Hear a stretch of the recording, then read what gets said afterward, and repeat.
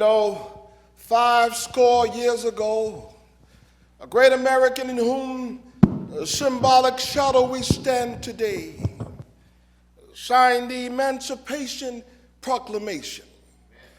This momentous decree came as a great beacon light of hope to millions of Negro slaves who had been seared in the withering flames of injustice.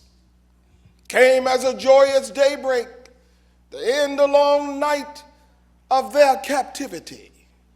But 100 years later, the Negro is still not free.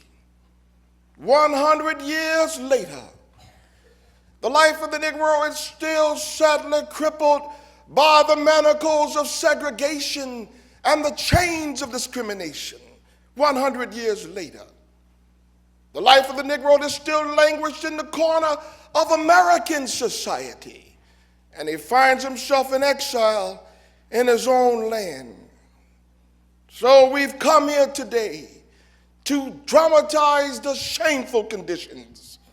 In a sense, we've come to our nation's capital to cash a check. When the architects of our great republic wrote the magnificent words of the Constitution and the Declaration of Independence, they were signing a promissory note to every American who was to fall heir. This note was a promise that all men, yes, black men as well as white men, would be guaranteed the unalienable right of life, liberty, and the pursuit of happiness. It is obvious today that America has defaulted on this promissory note insofar as her citizens of color are concerned. Instead of honoring this sacred obligation, America has given the Negro people a bad check, a check that has come back marked insufficient funds.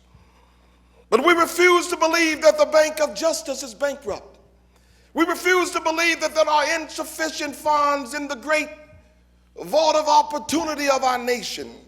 And so we've come to cash this check, a check that will give us upon demand the riches of freedom and securities of justice. But that is something I must say to my people who stand on the warm threshold that leads into the palace of justice. In the process of gaining our rightful place, we must not be guilty of wrongful deeds.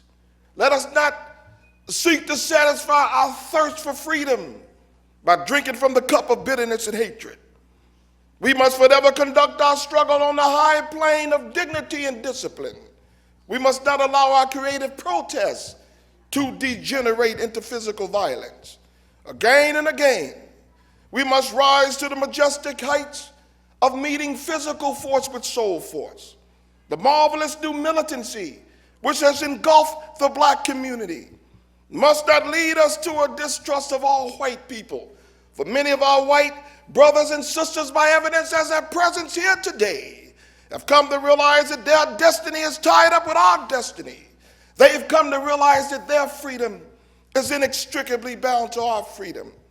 We cannot walk alone. And as we walk, let us make the pledge that we will always march ahead. There are those who ask the devotees of civil rights, when will you be satisfied? We can never be satisfied.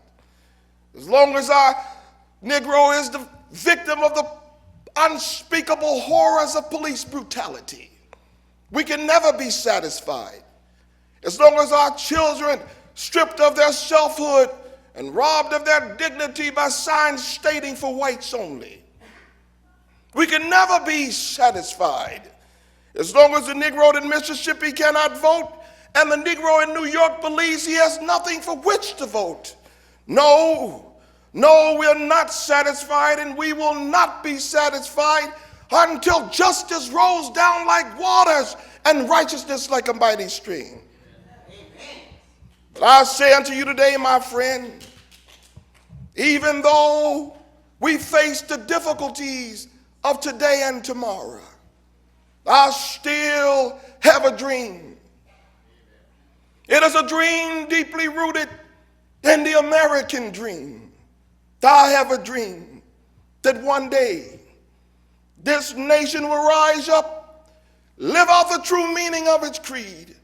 We hold these truths to be self-evident, that all men are created equal.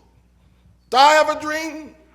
One day on the red hills of Georgia, sons of former slaves and the sons of former slave owners one day be able to sit down together at the table of brotherhood. I have a dream. My 4 little children one day live in a nation where they will not be judged by the color of their skin, but by the content of their character. I have a dream today.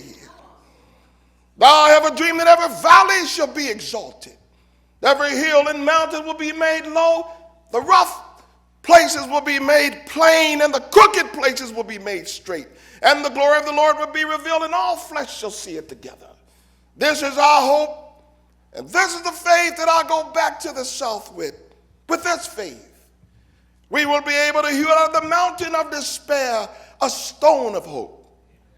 With this faith, we will be able to transform the jangling discourse of our nation into a beautiful symphony of brotherhood. With this faith, we will be able to work together, pray together, struggle together, go to jail together, stand up for freedom together, knowing we will be free one day. This will be the day.